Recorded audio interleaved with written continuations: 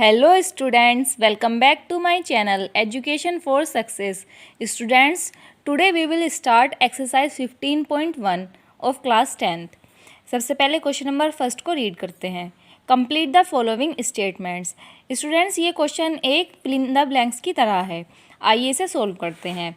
इसका first part, probability of an event E plus probability of an event not E is equal to.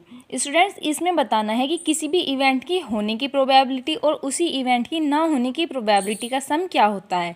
मैंने ये सब चीज़ें इस चैप्टर के इंट्रोडक्शन में भी बता रखी हैं. सो इसका आंसर रहेगा 1. किसी भी इवेंट के होने की और ना होने की प्रोबेबिलिटी का सम 1 होता है. Now second part, the probability of an event that can not happen is fill in the blanks. Such an event is called. Students, इसमें बताना है कि ऐसा इवेंट जो ना हो उसकी प्रोबेबिलिटी क्या होती है और उस इवेंट को क्या बोलते हैं. तो स्टूडेंट्स, ऐसा इवेंट जो ना हो मीन्स जो हैपन ही ना हो उसकी प्रोबेबिलिटी होती है 0 और उस इवेंट को बोलते हैं हम इम्पॉसिबल इवेंट.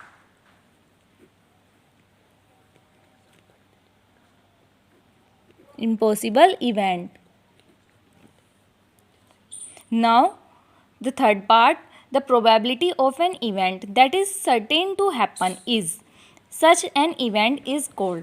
स्टूडेंट्स, इस पार्ट में हमें बताना है कि ऐसा इवेंट जो सर्टेन है कि वो होगा ही होगा मीन्स 100% है कि वो होगा, उसकी प्रोबेबिलिटी क्या होती है और उस इवेंट को हम क्या बोलते हैं. सो स्टूडेंट्स, ऐसे इवेंट की होने की प्रोबेबिलिटी 1 होती है और इस तरह के इवेंट को हम श्योर इवेंट या फिर सर्टेन इवेंट बोलते हैं. और certain event. Now fourth part of the question, the sum of the probabilities of all the elementary events of an experiment is.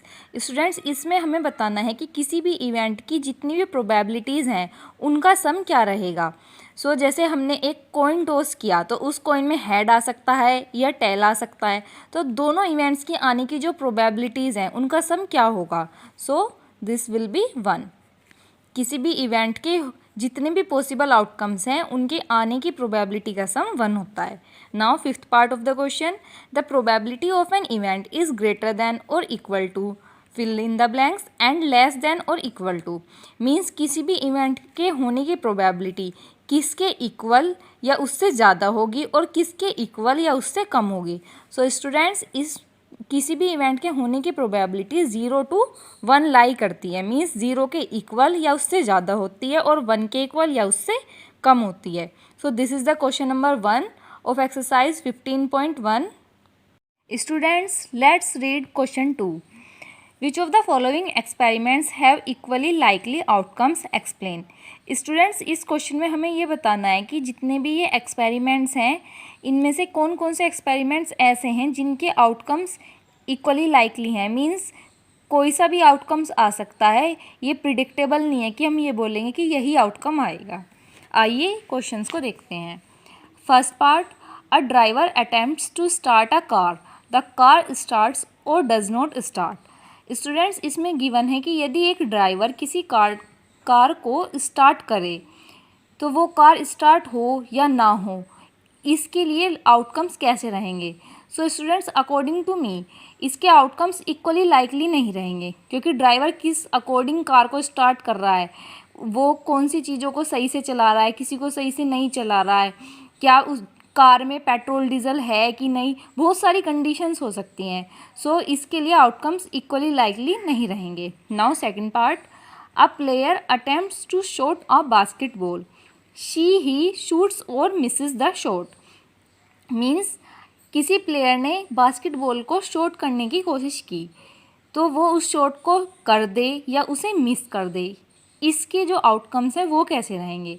So students, in mind point of view इसके outcomes भी equally likely नहीं रहेंगे क्योंकि different conditions हो सकती हैं कि ball की स्पीड कैसी है, प्लेयर का डायरेक्शन कैसा है.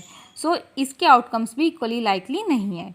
Now third part, a trial is made to answer a true false question. The answer is right or wrong.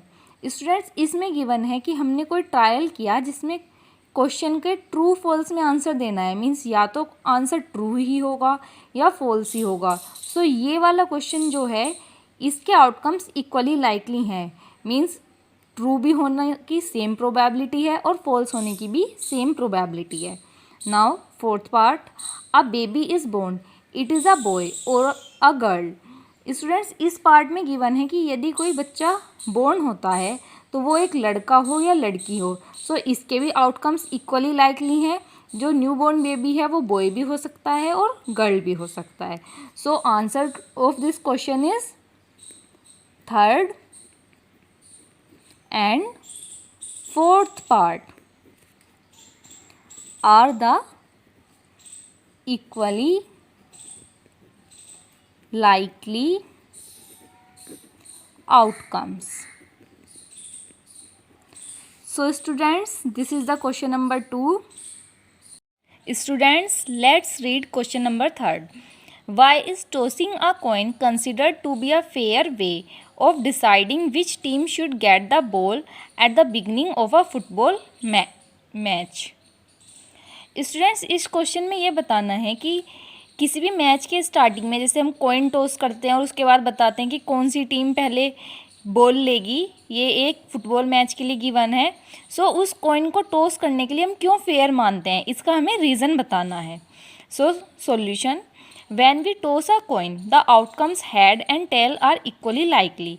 जब भी हम किसी कॉइन को टॉस करते हैं तो हेड और टेल आने की इक्वली प्रोबेबिलिटी होती है, मीन्स हेड भी आ सकता है, उतने ही चांस हैं जितने की टेल आने के। So the result of an individual coin toss is completely unpredictable. इसलिए ही जो हम टॉस करते हैं उसका रिजल्ट अनप्रिडिक्टेबल होता है, मीन्स उसकी पहले से कोई भी भविष्यवाणी नहीं कर सकता कि हेड आएगा कि टेल आएगा, वो जस्ट बाय चांस होता है। So tossing of coin is considered fair. So students, this is the question number 3. Students, let's read question number 4. Which of the following cannot be the probability of an event? Students, ये एक MCQ type question है, इसमें हमें ये बताना है कि कौन कौन से किसी भी इवेंट की प्रोबेबिलिटी नहीं हो सकती हैं। आइए इसके ऑप्शंस देखते हैं। Option A 2/3, option B -1.5, option C 15% and option D 0.7। Students, जैसे कि मैंने आपको पहले भी अपनी कुछ वीडियोस में बताया है कि किसी भी इवेंट की प्रोबेबिलिटी 0 से 1 के बीच में लाई करती है। Probability of an event lies between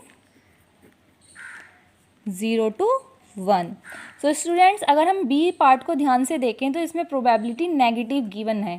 so this will be the answer of this question. किसी भी इवेंट की प्रोबेबिलिटी नेगेटिव नहीं हो सकती।